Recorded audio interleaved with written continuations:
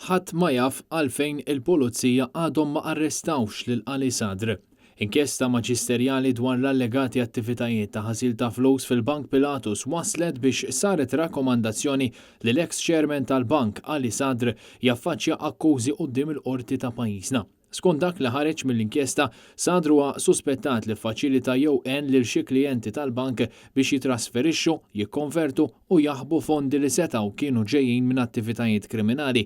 Fl-aħħar sigħat, il-Gazzetta Times of Malta konfermat li Ali Sadr kien fost 8 persuni li l-maġistrat inkwirenti qies li kellhom jiffaċċjaw akkużi brabta mal-konklużjonijiet tal-inkjesta.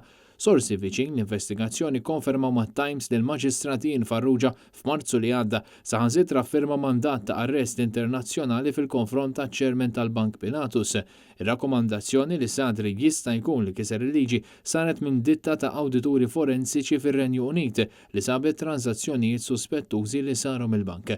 L-inkjesta li swiet lill-Gvern 7.5 miljun euro minn flus il-poplu ġiet konkluża u moddija lill-Avukat tal-Istat f'Diċembru tal-2020. Għaddit sena u ħadd ma jaf għalfejn il-pulizija għadhom ma arrestawx lil Ali Sadr. Mistoqsija dwar dan, il-pulizija ma taw ebda dettalji. U fil-waqt li dwar Ali Sadr ma smajna xejn, f'Settembru il-Bank Pilatus u l-uffiċjal tal-bank Claudine Santfournier kienu akkużati b'allegati reati ta' ħasil ta' flus.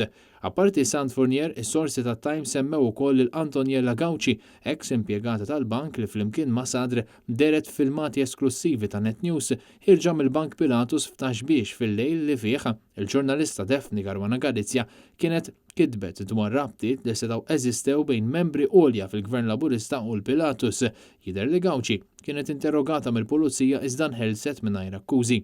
Fil-waqt li Ali Sadr qatt ma kien arrestat mill-Pulizija ta' Malta u kien arrestat fl-Istati Uniti f'Marzu tal-2018 fuq akkużi ta' ħasil ta' flus u kien kundannat tal-li kiser is-sanzjonijiet bejn l-Istati Uniti u l-Iran iżda l-każ kollu spiċċa biex waqa' wara li nstabu nuqqasijiet fil-mod kif kienet żvelata l-evidenza mill-prosekuturi Amerikani.